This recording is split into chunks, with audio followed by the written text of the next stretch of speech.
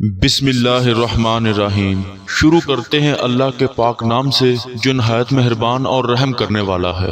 کیا حال چال ہے دوستو؟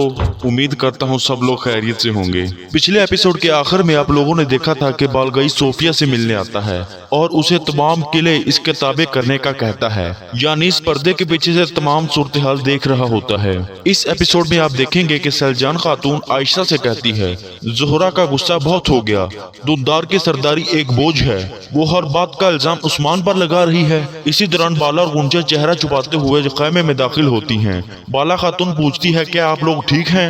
سیلجان خاتون کہتی ہے، منگولوں کی اطاعت کرنے والے سردار کے قبیلے کی حالت کیسی ہوگی؟ سیلجان کہتی ہے، عثمان کی وجہ سے میرا دل جلا جا رہا ہے، پتہ نہیں کیسا ہوگا وہ۔ تو بالا کہتی ہے، وہ بالکل ٹھیک ہے، میں آپ کو سب بتاؤں گی، پہلے آپ صورتحال کا بتاؤ۔ سیلجان کہتی ہے، بلگئی کو عثمان چاہیے اور دندار نے اس کے خلاف ایک لفظ نہیں کہا، جو کچھ وہ مانگ رہا ہے دندار سب دینے کو تیار ہے۔ عائشہ خاتون کہتی ہے، اگر اسے 3 دنوں تک عثمان نہ ملا تو وہ قبیلے کو جلا دے گا۔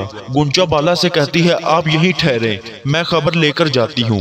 اس کے بعد وہ روانہ ہو جاتی ہے۔ اس کے جانے کے بعد وہ پھر سے باتوں میں مصروف ہو جاتے ہیں۔ دوسری طرف قلعے میں صوفیہ اور یانیس شطرنج کھیل رہے ہوتے ہیں۔ صوفیہ کہتی ہے، علی شار اب کھیل سے باہر ہو گیا، اب نیا بادشاہ بالگئی ہے۔ یانیس کہتا ہے، بالگئی سے اتحاد کا سب سے مناسب وقت یہی ہے۔ ادھر کئی قبیلے میں جرگہ ہو رہا ہوتا ہے۔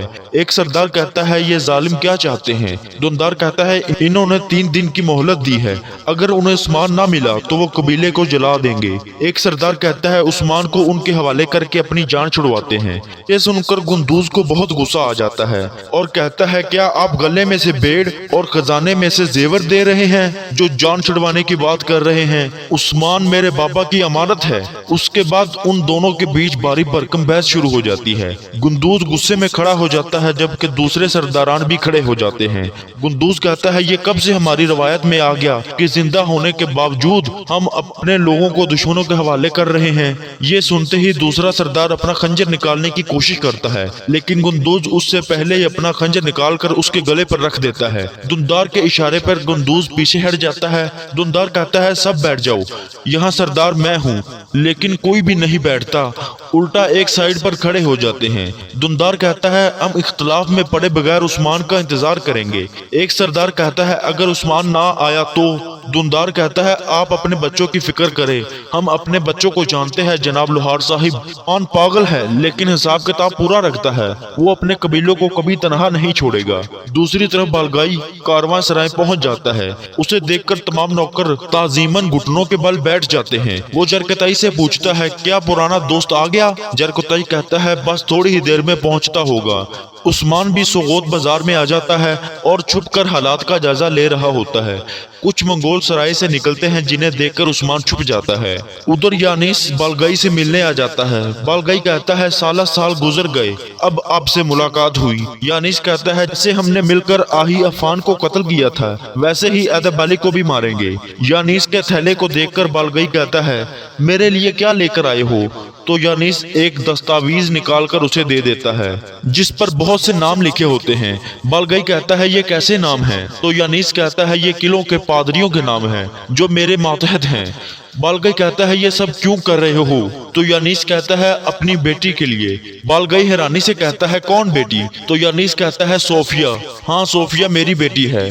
بالگئی کہتا ہے، اگر تم لوگ میرے ساتھ کوئی چال چل رہے ہوئے تو دونوں مرو گے، یہ ذہن میں رکھنا۔ دوسری طرف عثمان کلیسا کے سامنے کھڑا ہوتا ہے اور اپنے سپاہیوں سے کہتا ہے، کونور کو کلیسا میں بند کیا گیا ہے، میں کونور کو نکال کر یہاں لاؤں گا، تم سب یہاں میرا انتظار کرنا۔ اور یہ کہہ کر عثمان کلیسا میں داخل ہو جاتا ہے۔ اندر 2 منگول کونور پر تشدد کر رہے ہوتے ہیں۔ عثمان ان دونوں کو اگلے ہی لمحے مار دیتا ہے۔ اسی دوران کنگار اور باقی منگول وہاں آ جاتے ہیں۔ باہر منگول عثمان کے سپاہیوں کو گرے میں لے لیتے ہیں جبکہ عثمان ان منگولوں کا مقابلہ کرتا ہے اور بہت سے منگولوں کو جہنم واصل کر دیتا ہے۔ کلیسا کے باہر سمسا چاوش بلند آواز میں کہتا ہے عثمان صاحب انہوں نے جال بچھایا ہے اس لیے محتاط رہیں۔ کلیسا کے اندر عثمان اور کنگار آمنے سامنے ہوتے ہیں۔ عثمان کنگار کو جلد ہی پٹخ دیتا ہے اور خود کلیسا کی چھت پر چڑھ جاتا ہے اور اپنے دوستوں کو منگول سپاہیوں کے حوالے دیکھ کر بہت رنجیدہ ہوتا ہے۔ دوسری طرف بطر بلائی منزل سے سرائے میں کود جاتا ہے۔ اسے دیکھتے ہی منگول سپاہی اس پر حملہ کر دیتے ہیں۔ بطر ایک منگول کو جہنم واصل کر دیتا ہے۔ اتنے میں بہت سے منگول وہاں آ جاتے ہیں اور اسے مارنے لگتے ہیں کہ بالگائی ان کو روک دیتا ہے اور بطر سے کہتا ہے تمہاری کہانی اپنے انجام کو پہنچ چکی ہے، اور یہ کہہ کر وہ اپنی تلوار نکالتا ہے اور بطر پر حملہ کر دیتا ہے۔ اگلے ہی لمحے وہ بطر کو اس زمین پر پٹخ دیتا ہے۔ اسی دوران وہاں کنگار آ جاتا ہے اور کہتا ہے جناب عثمان بھاگ گیا لیکن اس کے سپاہی ہمارے ہتھے چڑھ گئے ہیں۔ بالگائی کہتا ہے اب ہم قبیلے جائیں گے اور انہیں اپنی طاقت دکھائیں گے۔ عثمان کے سپاہیوں کو استبل میں قید کیا ہوتا ہے جہاں کونور پہلے سے موجود ہوتا ہے۔ کونور کو درد سے کہراتے دیکھ کر شمسا چاوش کہتا ہے انہوں نے تمہارے ساتھ کیا کیا ہے؟ تمہارا چہرہ تو سگود کے بازار کی طرف پھیر دیا ہے۔ یہ سن کر سب سپاہی ہنسنا شروع ہو جاتے ہیں اور پھر سب باتوں میں مصروف ہو جاتے ہیں۔ دوسری جانب شیخ ادبالی اور عثمان غار میں موجود ہوتے ہیں۔ وہاں گونچا خاتون آ جاتی ہے اور کہتی ہے قبیلے کا حال بہت برا ہے۔ عثمان صاحب بالگائی کو آپ چاہیے، اگر انہوں نے آپ کو حوالے نہ کیا تو وہ پہلے قبیلے کو جلا دیں گے۔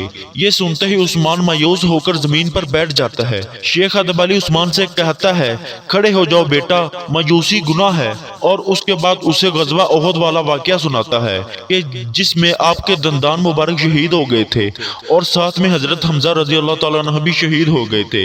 یہ واقعہ سن کر عثمان کہتا ہے میں مایوسی میں پڑ گیا تھا شیخ۔ پھر وہ گونچا سے کہتا ہے قبیلے میں میری تائی جان کے پاس جاؤ اور انہیں جا کر کہنا۔